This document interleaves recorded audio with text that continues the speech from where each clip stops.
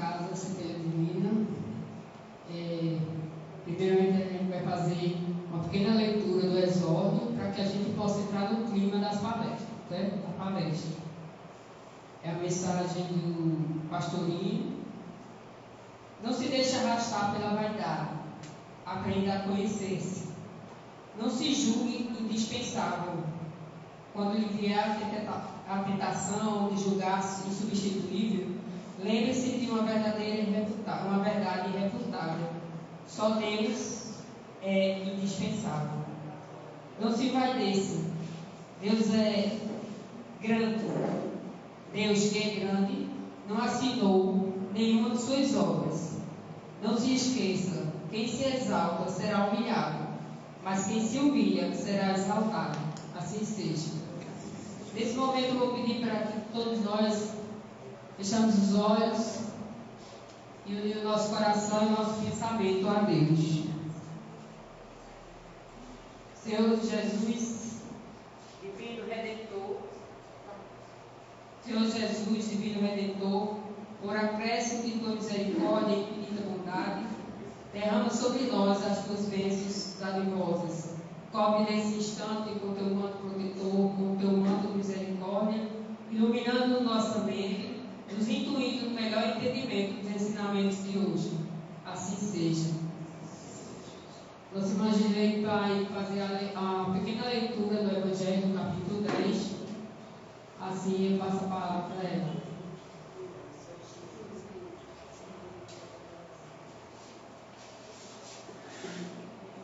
Leitura do Evangelho.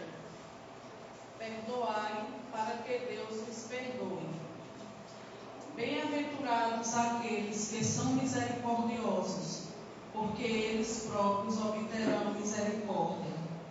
Se perdoardes aos homens as faltas que eles fazem contra nós, vosso Pai Celestial vos perdoará também vossos pecados. Mas se não perdoardes aos homens quando eles vos ofendem, vosso Pai também não vos perdoará os pecados. Se vosso irmão pecou contra vós, ide lhe exibir sua falta em particular, entre vós e ele. Se ele vos escuta, tereis ganho o vosso irmão. Então, Pedro, aproximando-se, disse-lhe: Senhor, quantas vezes perdoarei ao meu irmão, quando ele houver pecado contra mim? Será até 7 vezes? Jesus lhe respondeu: Eu não vos digo até 7 vezes, mas até 70 vezes 7 vezes. A misericórdia é complemento da doçura, porque aquele que não é misericordioso não saberia ser brando e pacífico. Ela consiste no esquecimento e no perdão das ofensas. O ódio e o rancor denotam uma alma sem elevação, sem grandeza. O esquecimento das ofensas é próprio da alma elevada, que está acima dos insultos que se lhe pode dirigir. É sempre ansiosa, em uma suscetibilidade desconfiada e cheia de fel. A outra é calma, cheia de mansuetude e de caridade. Ai daquele que diz: eu nunca perdoarei, porque se não for condenado pelos homens, sê-lo certamente por Deus. Com que direito reclamará o perdão das suas próprias faltas, se ele mesmo não perdoa as dos outros? Jesus nos ensina que a misericórdia não deve ter limites, quando diz para perdoar ao seu irmão, não 7 vezes, mas 70 vezes 7 vezes. Mas há 2 maneiras bem diferentes de perdoar. Uma grande, nobre, verdadeiramente generosa, sem segunda intenção, que poupa com delicadeza o amor próprio e a suscetibilidade do adversário, tivesse mesmo este luto toda a culpa. A segunda, pela qual o ofendido ou aquele que acredita ser impõe ao outro condições humilhantes e faz sentir o peso de um perdão que irrita, em lugar de acalmar. Se estende a mão, não é com benevolência, mas com ostentação, a fim de poder dizer a todo mundo: vede quando sou generoso. Em tais circunstâncias, é impossível que a reconciliação seja sincera de parte a parte. Não, nisso não há generosidade, mas um modo de satisfazer o orgulho. Em toda contenda, aquele que se mostre mais conciliador, que prove mais desinteresse, caridade e verdadeira grandeza da alma, conquistará sempre a simpatia das pessoas imparciais. Assim seja.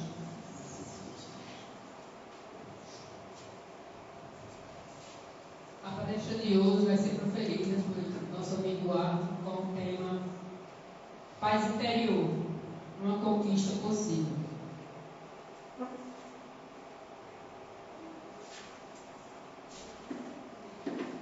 Oficialmente, boa noite a todos e a todas. Queremos também, desde já, agradecer a presença de todos que estão aqui e também felicitar aqueles que nos acompanham pelas redes sociais. O tema, você Maria, que acabou de falar, eu vou repetir, eu acho bastante oportuno: paz interior, uma conquista possível.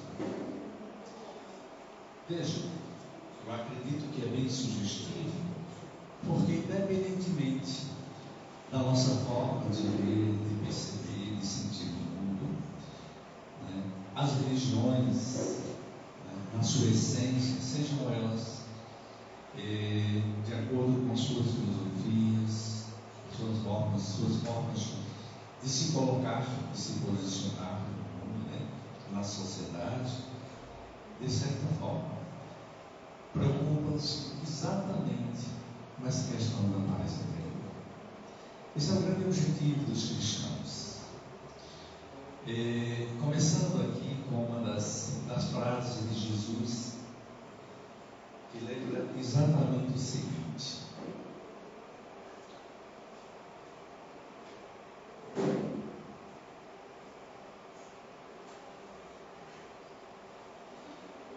só um minutinho, as falhas técnicas acontecem.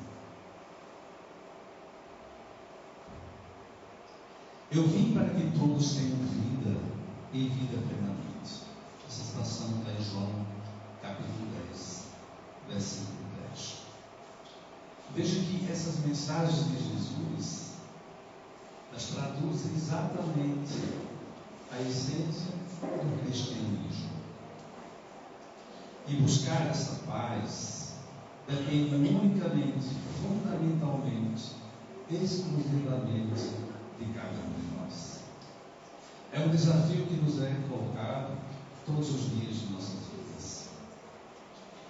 A realidade da vida, muitas vezes uma realidade cruel.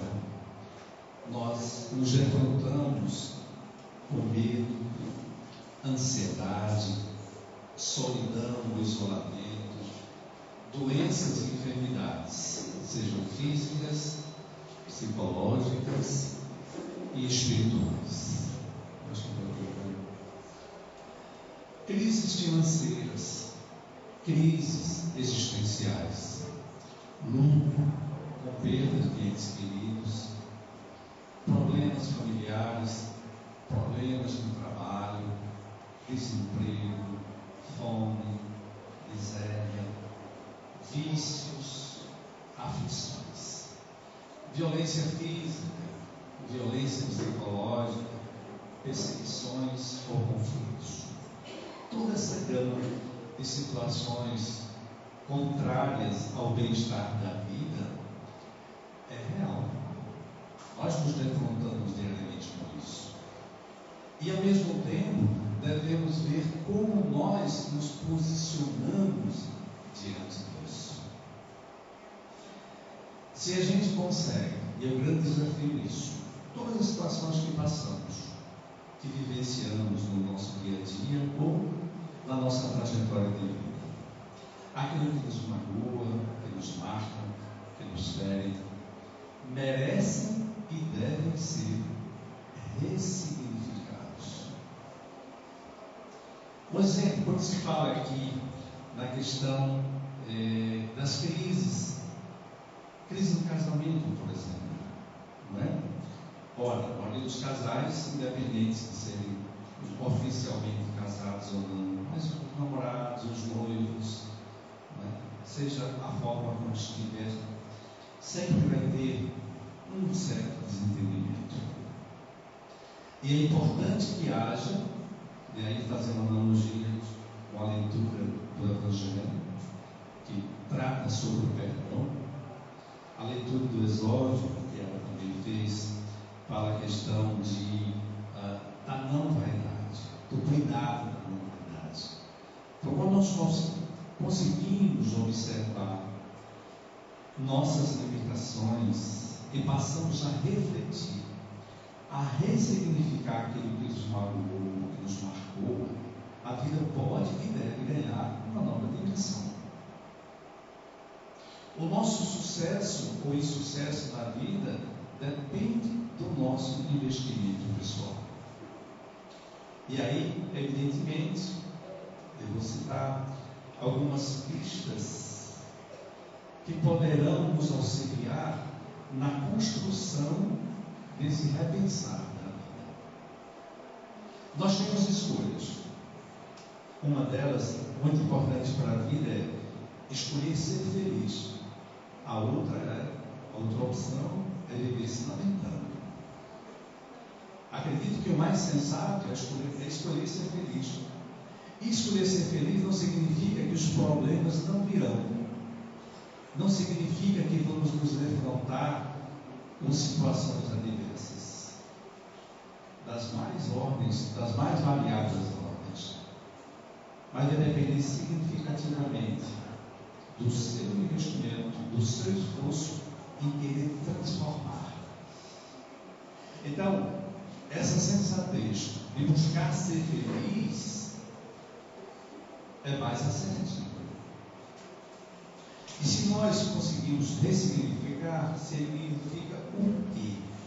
Aquilo que nos magoou, que nos feriu, que nos marcou, que nos traumatizou ao longo da nossa história, deve ter uma outra conotação na nossa vida. Porque ser feliz é possível. Conquistar a paz interior é possível.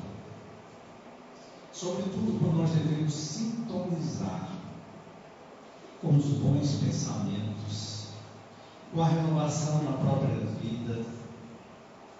Aí sim estaremos trilhando o caminho da reconciliação consigo mesmo. A leitura do Evangelho nos fala sobre o perdão. E é essencial, indispensável, que comecemos primeiramente a nos perdoar. Se nós não nos perdoamos, certamente não conseguiremos perdoar o outro. E começa por nós. Então é fundamental que tenhamos a convicção disso. Porque é princípio cristão. A leitura foi bem enfática em relação à questão do perdão, dessa busca.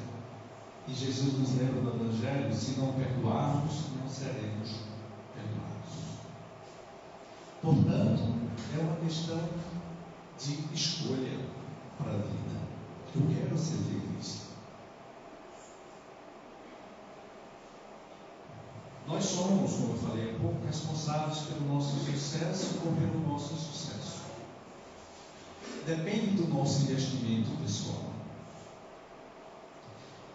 Uma das primeiras questões que eu referi aqui, dessas circunstâncias da vida, tem a ver com ansiedade. Há 30 anos eu trabalho na saúde, enquanto psicólogo clínico, hospitalar, e lidando com o sofrimento humano diariamente, às vezes de domingo a domingo. E uma das questões que sempre toca a todas as pessoas indiscriminadamente é a ansiedade. E o que é a ansiedade em si? A ansiedade ela é uma antecipação de uma expectativa.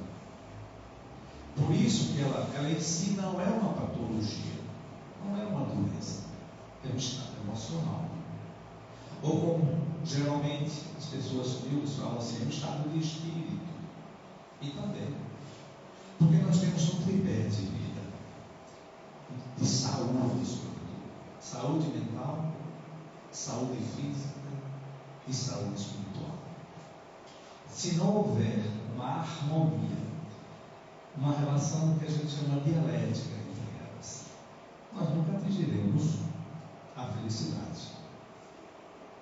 E como muitas vezes se fala em felicidade, se fala em felicidade plena, ela é possível? Sim. Isso não isenta de que vamos ter problemas. Eu não posso controlar a iniciativa do outro em relação a mim. Como é que o outro vai me tratar? Eu posso ter uma expectativa em relação a isso. Eu não posso mudar. Nem sempre eu vou mudar como é que o outro vai me ver, vai me tratar.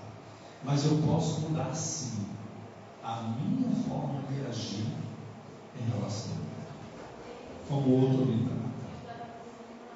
Então muitas vezes as palavras que doem, que ferem, isso nas relações pessoais e interpessoais, seja no trabalho, em casa, na família, o pai com o filho, com a filha e vice-versa, o esposo e a esposa, e às vezes no calor da emoção, de uma certa discussão, às vezes em palavras que doem bastante. E até se percebermos, muitos relacionamentos afetivos às vezes se acabam por um determinado momento, às vezes por uma palavra infeliz que surgiu ali.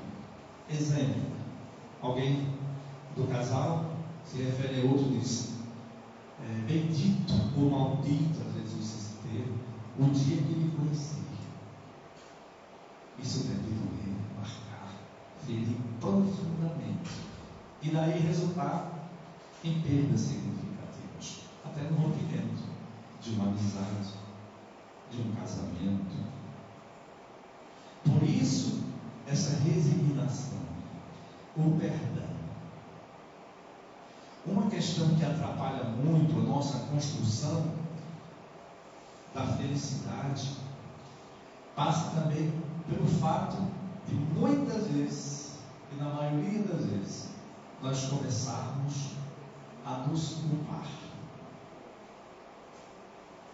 E quando nos culpamos ou temos sentimentos de culpa, isso nos escraviza.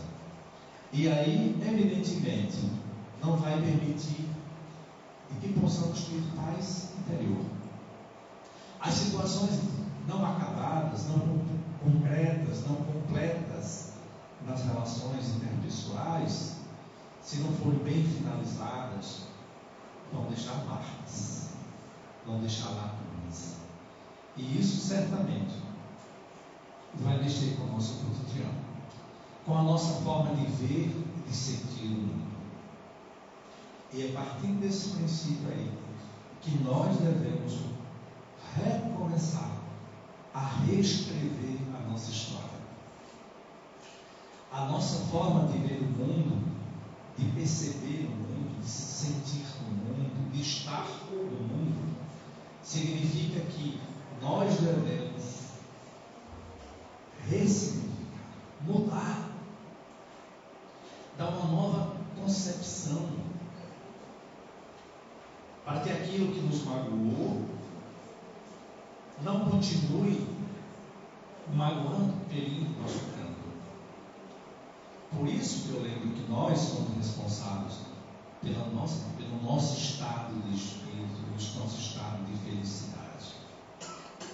Ora, alguém me magoou. Eu devo, de forma humilde, né?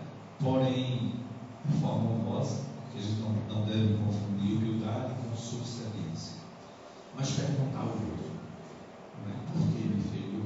Ou por que você insiste assim? Por que você me trata assim no assado? É oportuno que eu faça. Porque às vezes o outro magoou sem você perceber.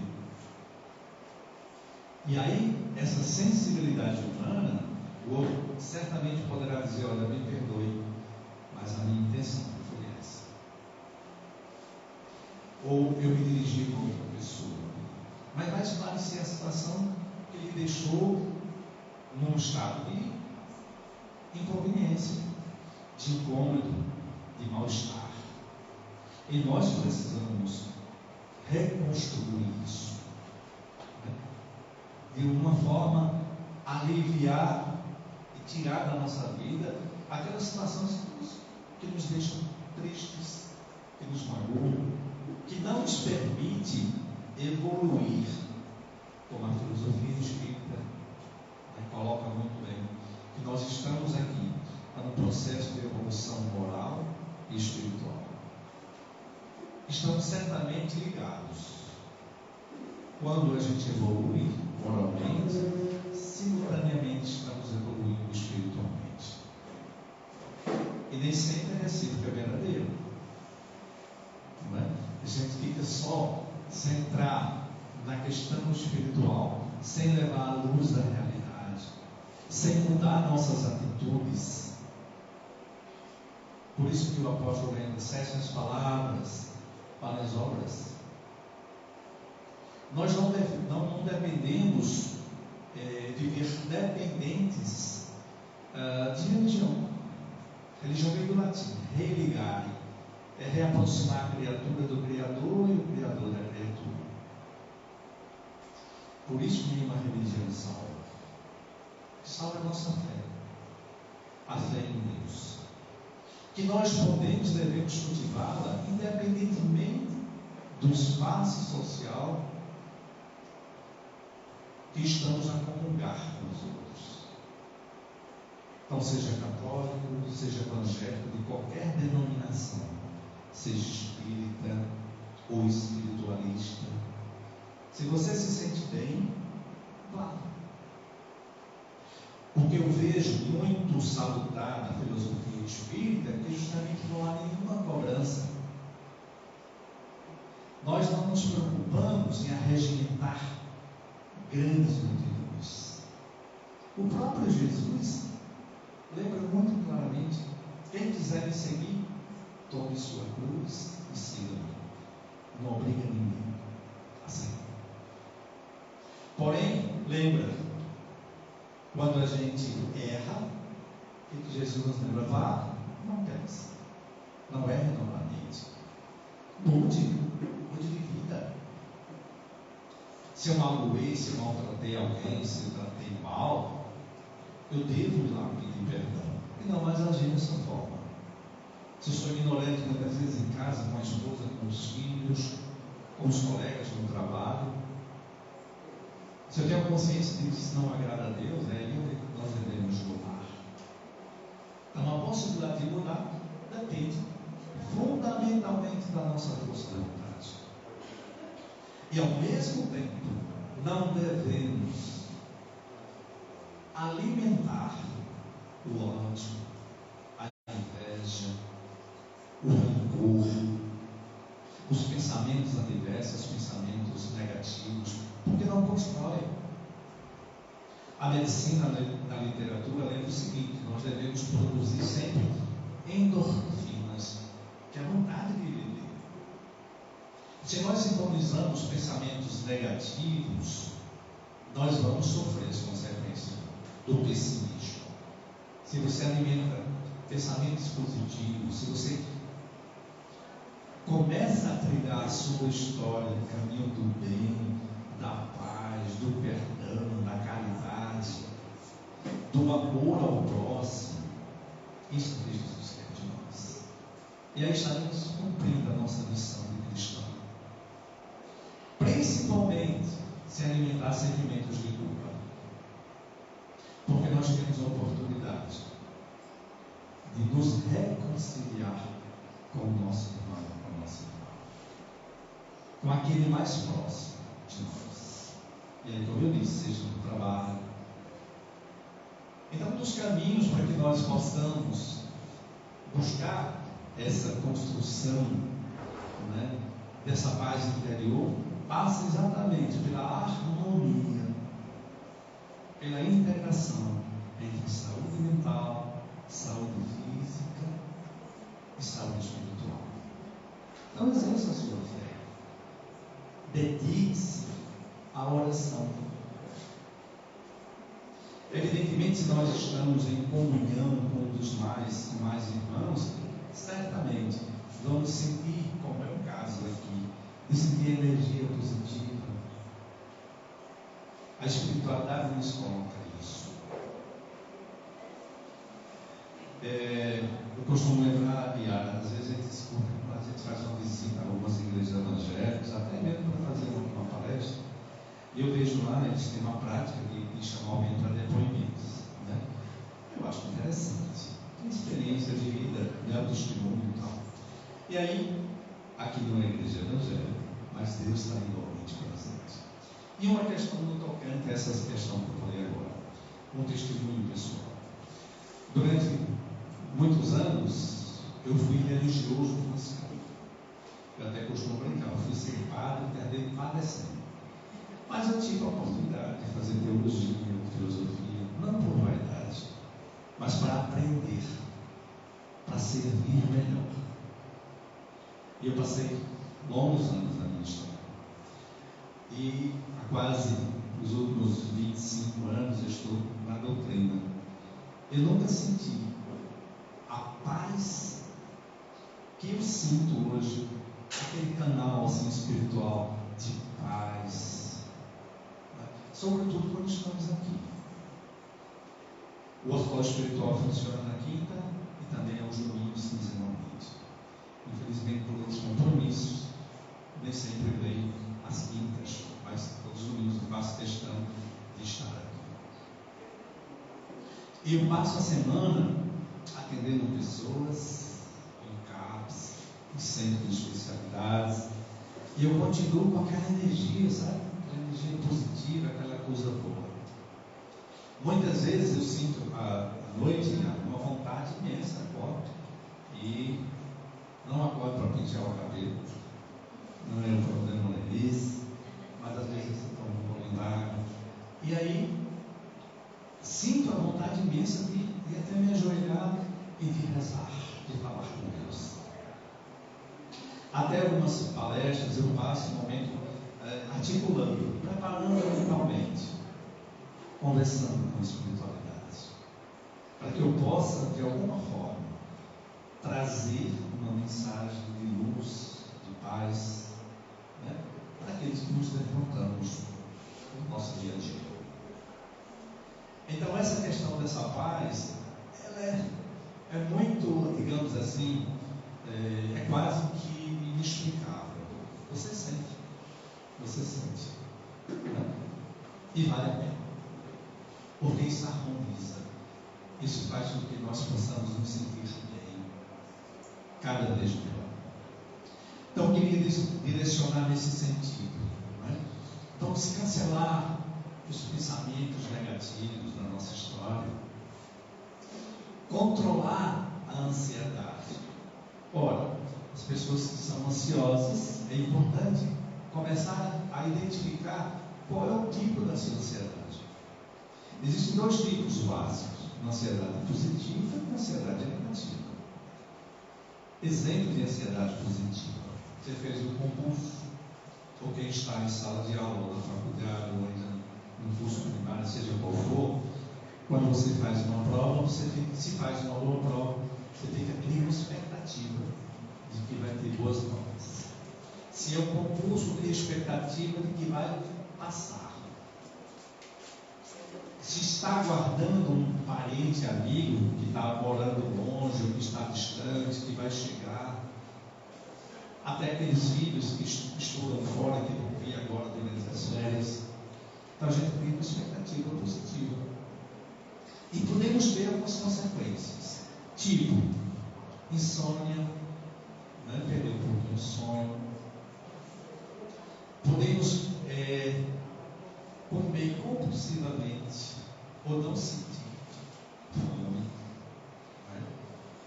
Às vezes perder um pouco a concentração, mas está dentro da concepção positiva.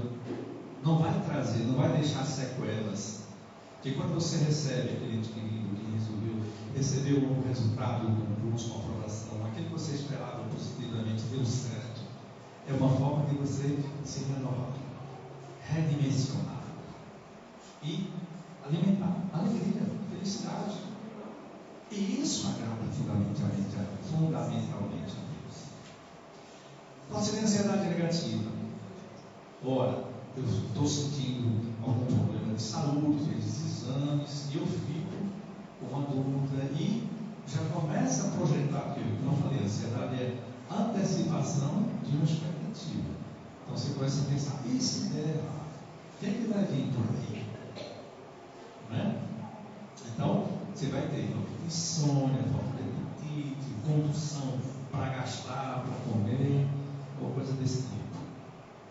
Mas aí prejudica a saúde mental, física, certamente essas duas vão ser atacadas.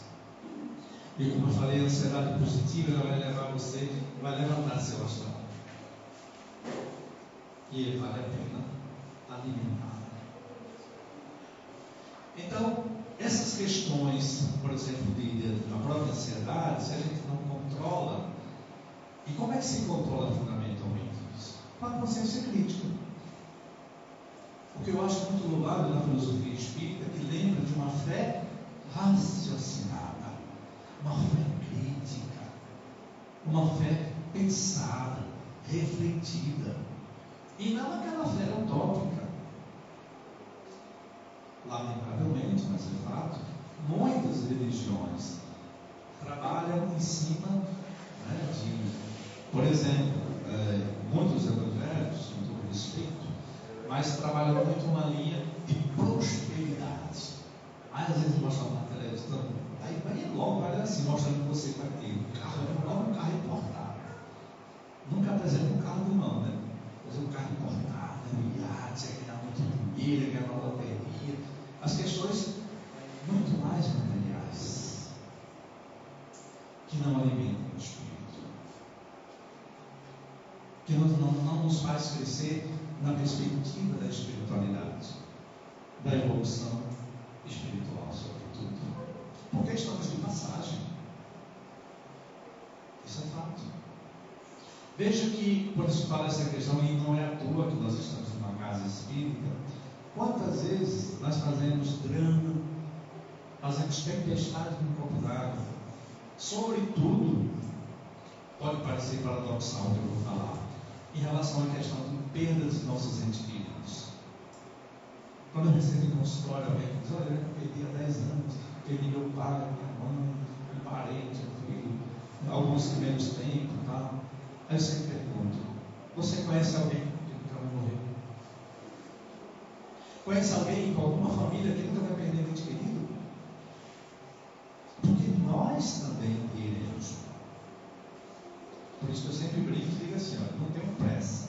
Tem um ditado que diz assim, se a morte é um descanso, aí eu digo, eu prefiro viver cansado. E que não seja do Covid, né? Que é mais complicado. Portanto, a morte é uma questão natural. Por que complicamos? A nossa cultura não trabalha isso. A escola, as igrejas, a família. Desde que muitas vezes os familiares só se encontram quando é para sepultar alguém, um ente querido. Então deveríamos pensar em outros momentos, como agora, por exemplo, o São João, o Natal, para estarmos reunidos em família, aí para degustar as comidas de milho. Não necessariamente para encher a cara, mas é para comungar, para estar próximo do outro enquanto ainda temos. Então, lembrar nossos entes queridos é oportuno. Façamos uma oração por eles, para que Deus os tenha em um lugar. Certamente aqui nós temos parentes nossos, já desencarnados, que estão aqui. Até porque aqui um espaço, além do hospital, também é um espaço de oração. É a casa de Deus. Portanto, nós devemos ir com alegria. Porque um dia nós vamos ver. Um dia nós iremos também. O que a gente tem que perceber é que nós, os nossos entes queridos, apenas foram antes de nós. Você quiser ir no lugar do outro, aí é limite, né? Sim, mas não force a barra, porque um dia nós vamos.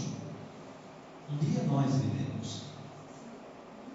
Portanto, nós devemos aproveitar ao máximo aqui os familiares, os momentos de lazer, cuidar da saúde física, mental, espiritual. E para garantir essa paz interior, nós devemos também contemplar a natureza. Por exemplo, aquele que tem condição de um sítio, até fazer uma caminhada que é bom para a saúde, mas contemplar a beleza, as folhas, as plantas, respirar, aproveitar o oxigênio que respiramos. Nós vivemos numa cidade do interior, onde a qualidade de vida ela é mais presente do que os grandes centros. Isso é fato. Eu, por exemplo, morei 23 anos em Recife, é sempre aquela. Você está sempre em stand-by. Até para chegar em casa, se você apertar o pepeado do portão, você tem que olhar 2, 3 vezes e já imaginar: será que tem uma possibilidade aqui de assalto ou não? Então a gente vive sob tensão. Aqui a gente deve ter esse cuidado também. Porém, nós não nos preocupamos porque estatisticamente não acontece como os grandes centros. Isso é muito bom. Isso já nos ajuda nessa questão da paz interior. Quem vive nos grandes centros vive muito apreensivo, com medo constante de assalto, de acidentes. Isso mexe com o emocional. Então, cuidar da saúde como tudo, a questão da reeducação alimentar, de exercícios físicos, a caminhada, como é importante. Caminhada você não precisa estar em academia. Quem pode estar, né? É o direito que se tem. Vai lá, o pessoal vai agradecer, né? Sobretudo financeiramente. Mas a caminhada em si, ela já regula todas as substâncias, né? Anemia, diabetes, hipertensão.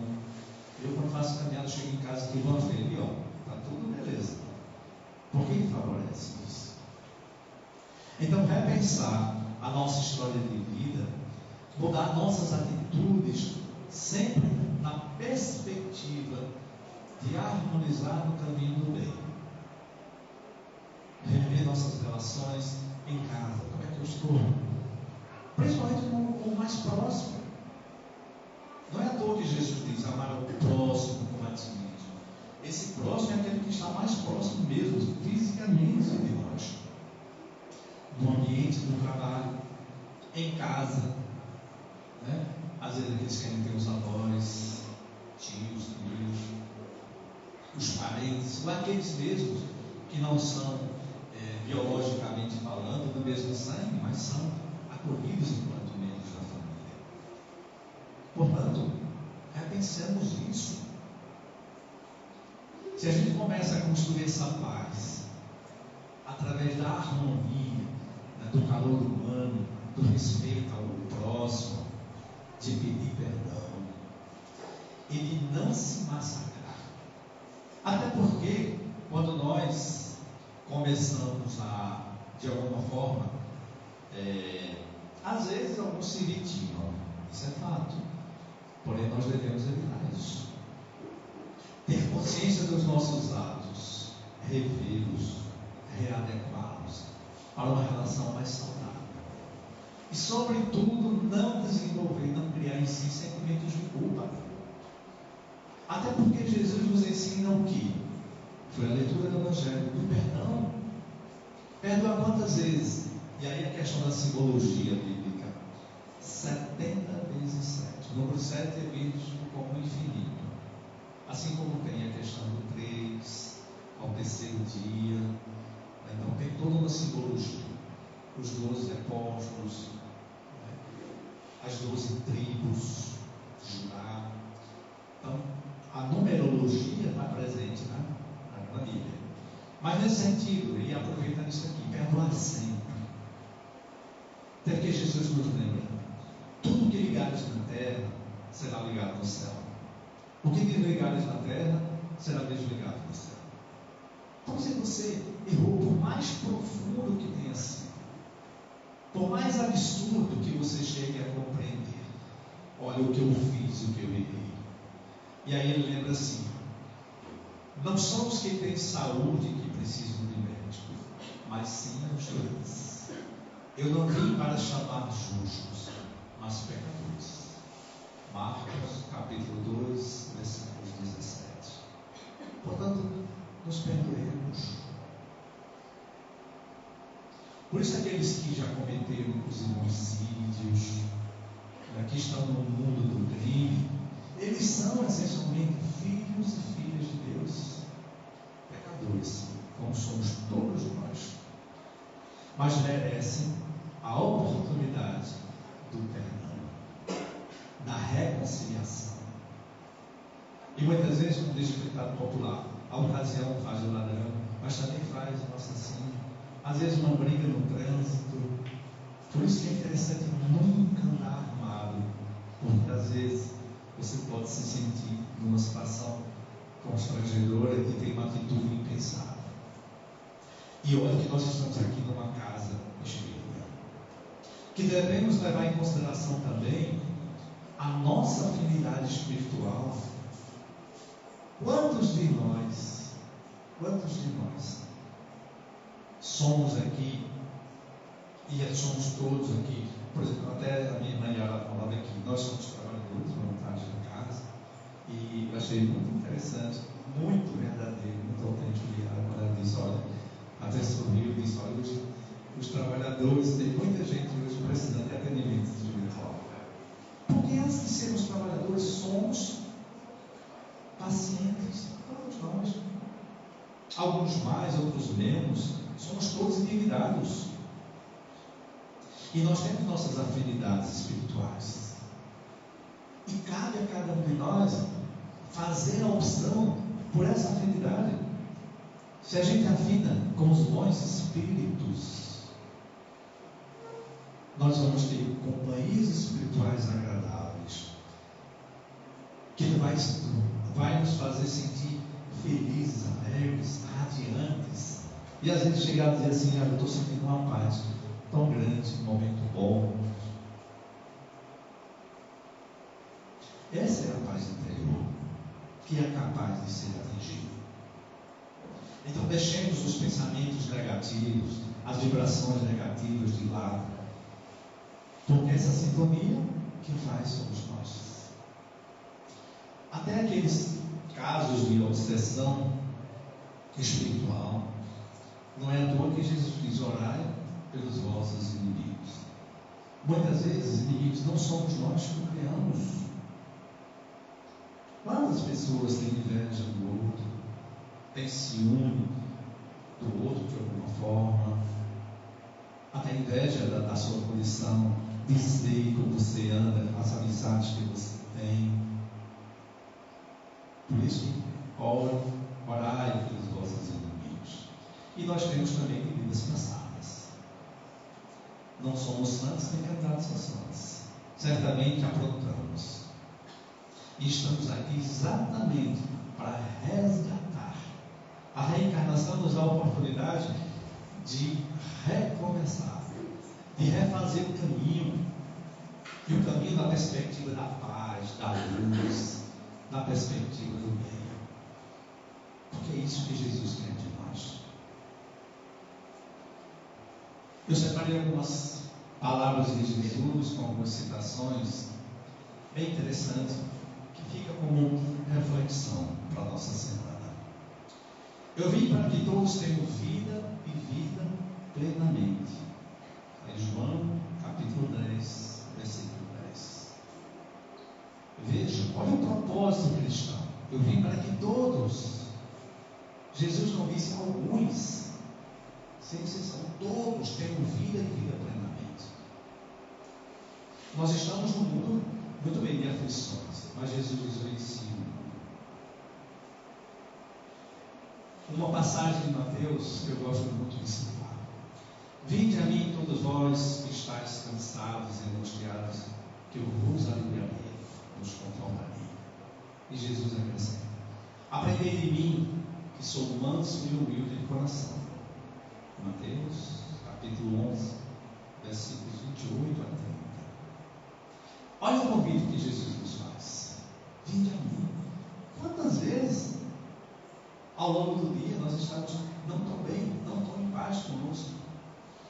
Situações adversas acontecem, provações em nossas vidas. Então estar triste, ficar angustiado, sentir-se magoado, faz parte da essência humana.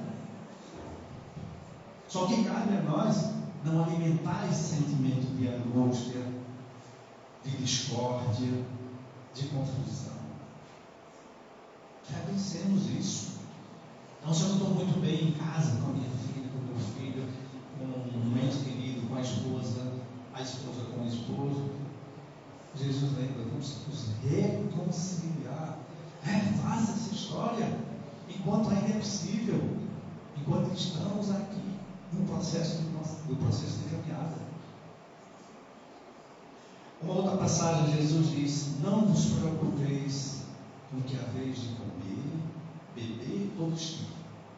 A cada dia basta a sua preocupação. Mateus capítulo 6, versos 25 a 34. Quantas vezes, sobretudo, todos nós estamos numa sociedade capitalista, onde o que condiciona o social é o econômico. Então as pessoas ficam preocupadas com o ter. E Jesus diz: olha, não vos preocupeis com o que haveis de comer, beber e vestir. A cada dia basta a sua preocupação. Porque quando se fecha uma porta, abre uma janela. Às vezes você está trabalhando, foi demitido, parece que o mundo acabou. Às vezes tem um mal necessário. Se o ambiente não estava bom, se não era um ambiente harmonioso, e você sofria para estar ali, apenas em função do salário, de repente a saída para uma nova história.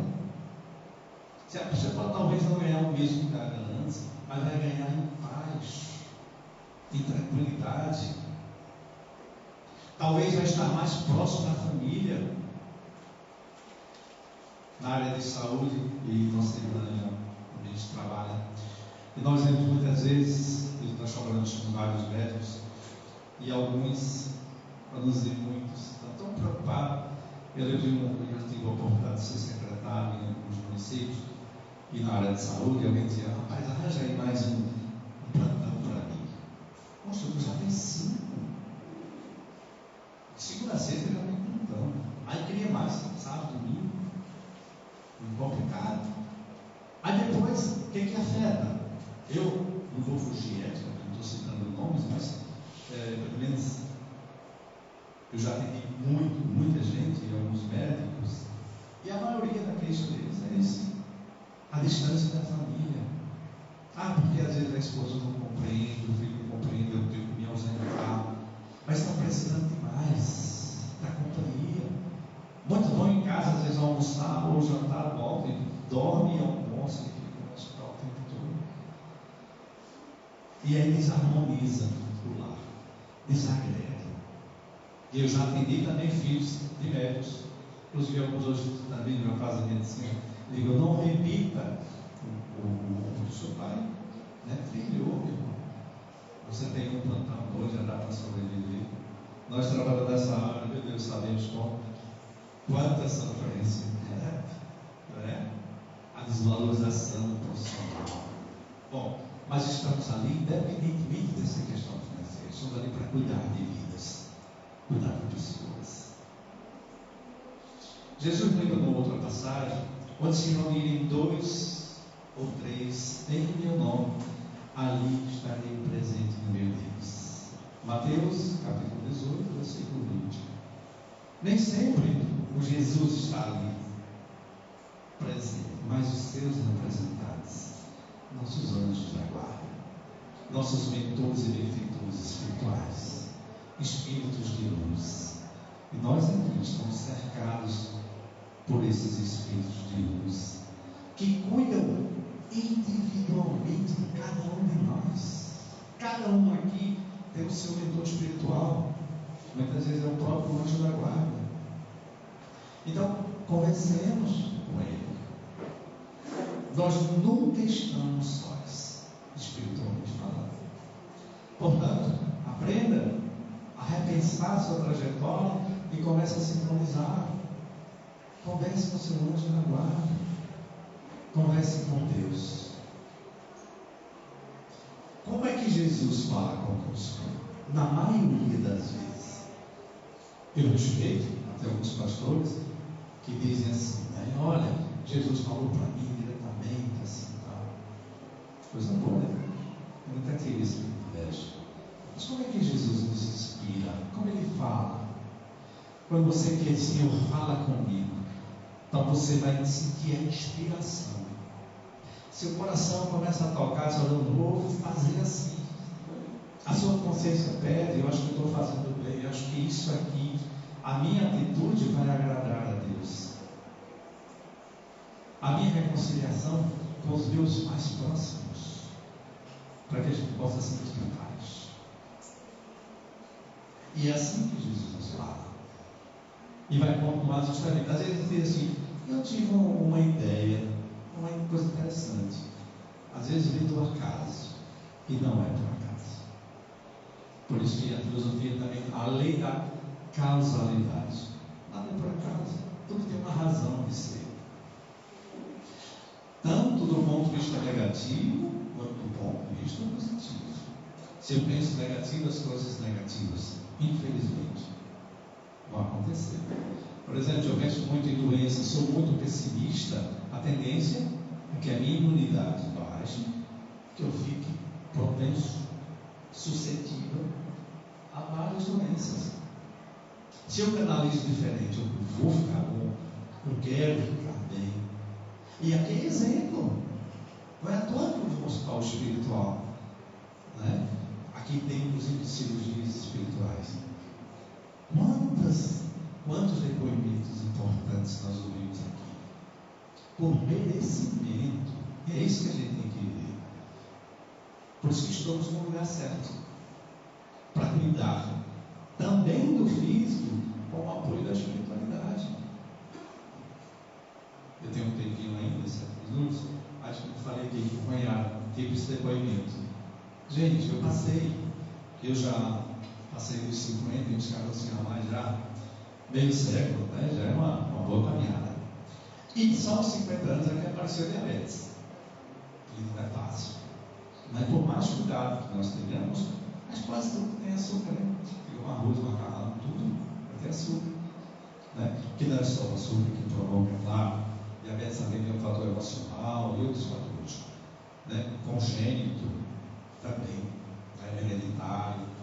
Bom, mas eu percebi após os 50. E aí? Ora, estou consciente, percebi. Reeducação alimentar, cuidar, ser apavorar com isso. Essa é a consciência crítica que nós devemos ter. E aqui, inclusive, a cirurgia espiritual. Interessante. Eu mesmo tomando insulina e medicação, o diabetes estava sempre a 250, 300, meu Deus, não baixa. E aí, de coração, por isso a minha gratidão diante de Deus, diante da espiritualidade. Só um minutinho. E aqui, aí eu fiz a cirurgia espiritual. E aí, continuo com o tratamento. Mas veja, foi no domingo. Na segunda-feira, no mesmo dia do domingo, a ferida estava 280. E era semana, a crônica era essa. Às vezes até com insulina, baixava 250 e tal. Na segunda-feira eu fui aferir, por incrível que pareça, 87. Não é nem diabetes. Porque hoje, segundo a Organização Mundial de Saúde, até 99, antes era até 100, hoje até 99, é considerado normal. Depois de alimentado, de 100 até 199. Então é considerado normal. Alimentação, então a glicemia vai aumentar. Mas aí está dentro do esperado.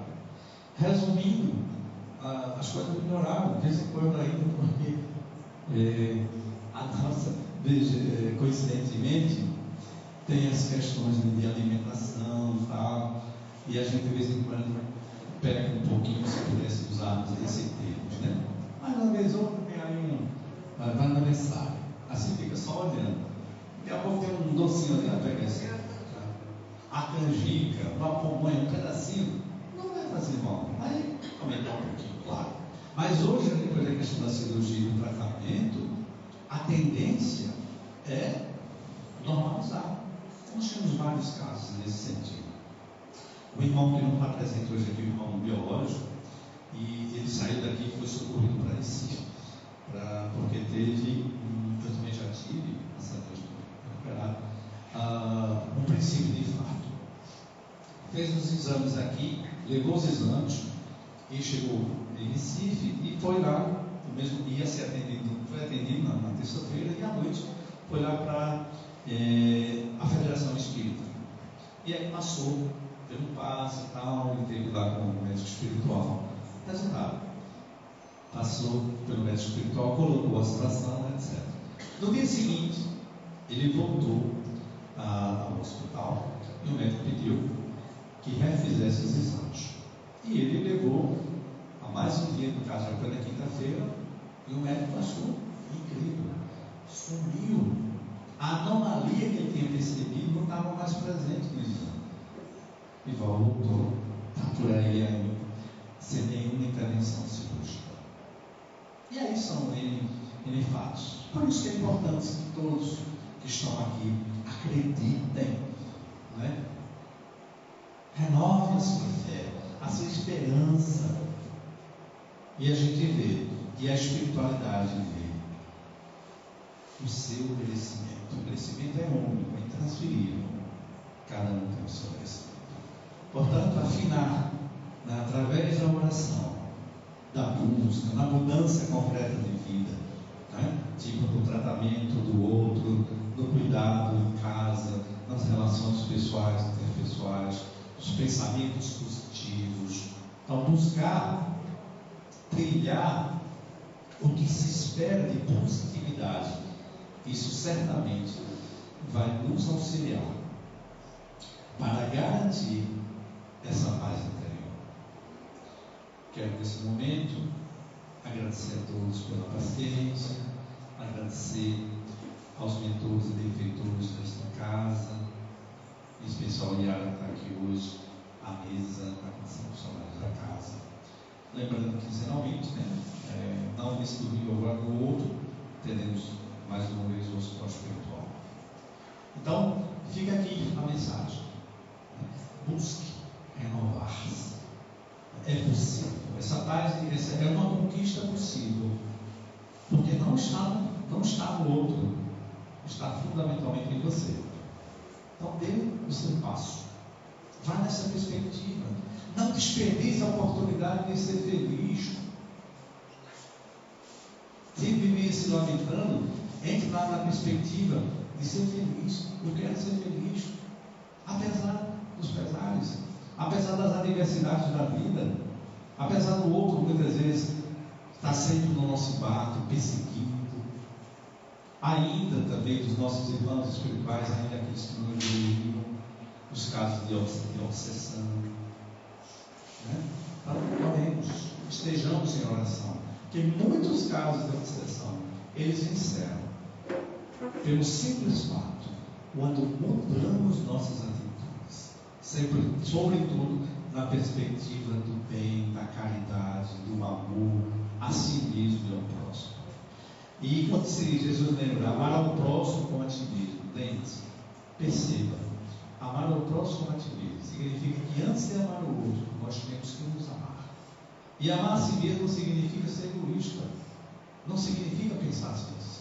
Mas lembrar que você existe, que é filho e filha de Deus. E nós temos um pai, não um padrasto. E o pai que ama, que cuida, que perdoa. Então, descompliquemos a vida e busquemos a luz sempre. Passar para orar, que assim seja, momento de oração. E obrigado a todos pela paciência. Vocês já estão, quando chegar lá São Pedro, dizer, você teve muita paciência, deu aquele carequinha lá falando bobagem, mas que aproveite para mim. Um grande abraço no coração de todos.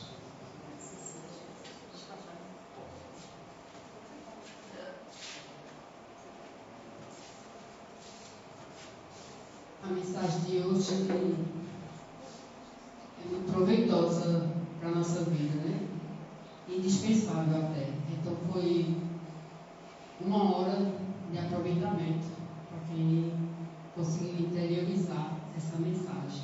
A gente não vai repetir cada palavra da palestra, mas a gente sai com uma mensagem dentro do coração da gente, né?